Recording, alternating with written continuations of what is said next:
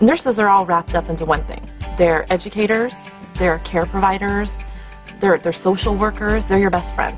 It takes a very special person to be a very special nurse. You're always there when someone needs you. You work your magic quietly. This is my baby sister's doll. This is what my baby sister looks like.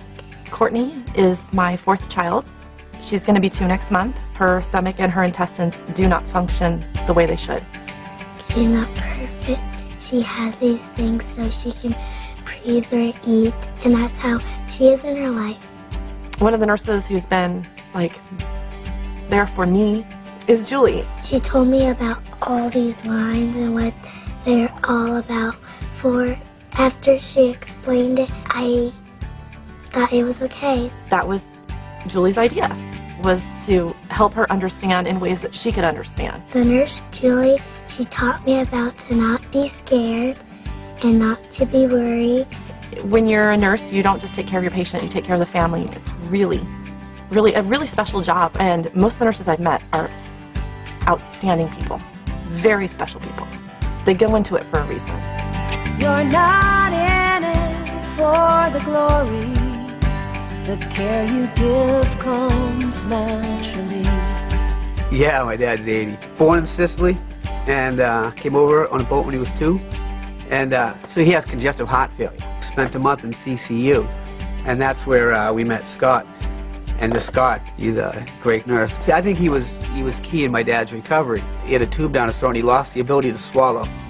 They told us, get used to it. He's going to have the feeding tube for the rest of his life. It was devastating.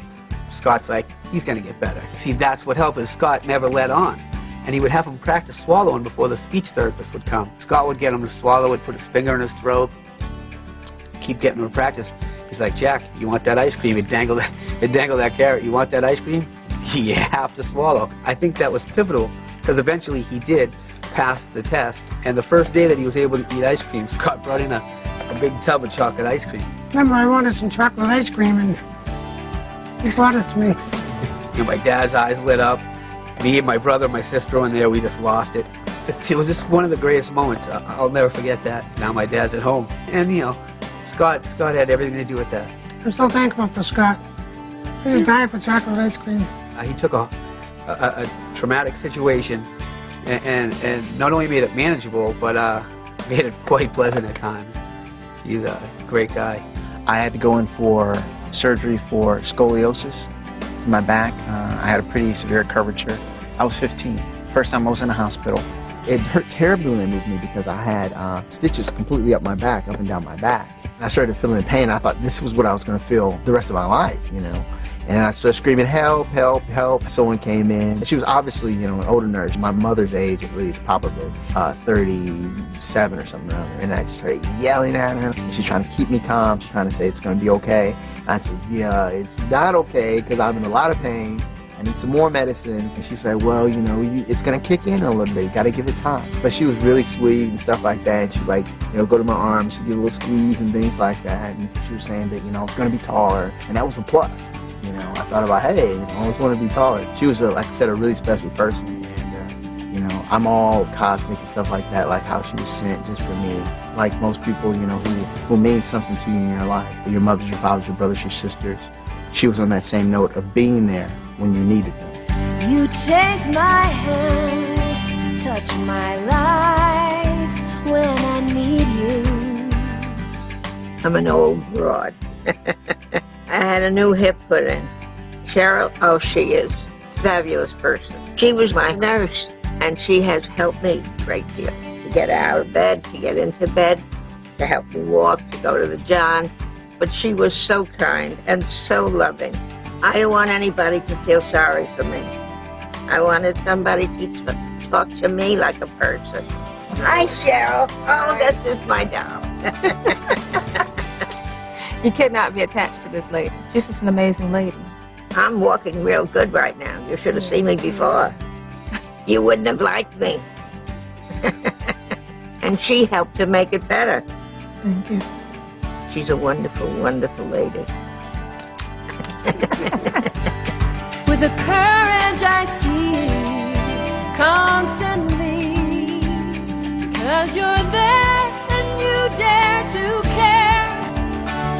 Ashley. Ashley is 21 months. She's almost 2. Well, we had gone to the hospital she was being induced. It was her first child. Everything was going the way it should go.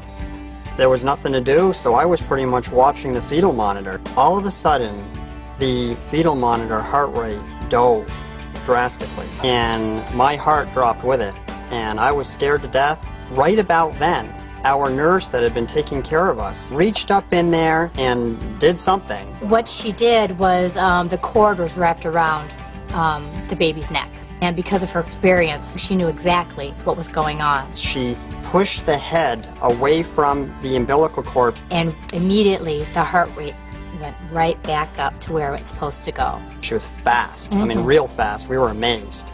And boy, she did her job awesome that day, I'll tell you. We still think about her, you know, all the time. Whenever we look at Ashley, it's like, wow.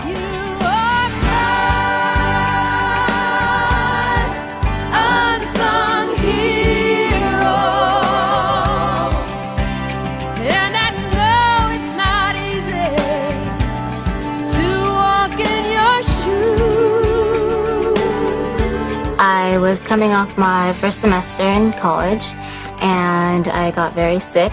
We found out that through tests, she was diagnosed with leukemia.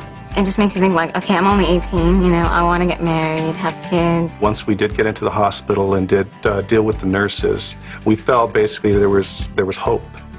Maria, I was really nervous, and she made me really comfortable. She, you know, not only takes the pain away if I'm having any pain or feeling discomfort, but emotionally I can talk to her if something's bothering me or if I'm scared. The nurses changed my life, and so I decided to change my major to nursing and maybe give back what they gave to me.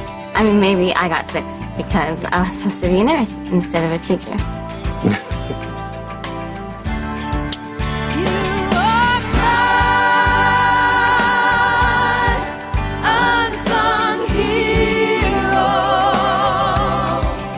Tanner was diagnosed almost a little over a year ago with Ewing sarcoma, which is a cancer of the bone. She did really well. She was one of our kids who got very lucky. It was very overwhelming for all of us, and Barbara was really a comfort zone. Barb is a wonderful RN. She's just become a wonderful part of our life. Tanner would push the button, the nurse button, every chance she could to get Barb in there to go play with her. I think it makes Tanner feel secure because Barb was always there. Tanner thought she was the only patient in the hospital for Barb, so. And then she had her last treatment. We had a big old party for her, and she went on her way with no problems. It showed that someone took the time to care about our daughter, not because they had to, but because she had a connection with Tanner. My husband actually said that she's our guardian angel because she's made the experience so much better than it had to be. And made our child feel love, and that's all she needs. And that's what, I think if you want to be a nurse, that's what it takes. Oh, it's nice to feel appreciated. I mean, I didn't get into the work to feel that way. You're always so busy sometimes you don't really understand that you do that for a family. She thinks we're silly, huh? I have to cry babies. Because they cry all the time. She's a wonderful person. Huggy.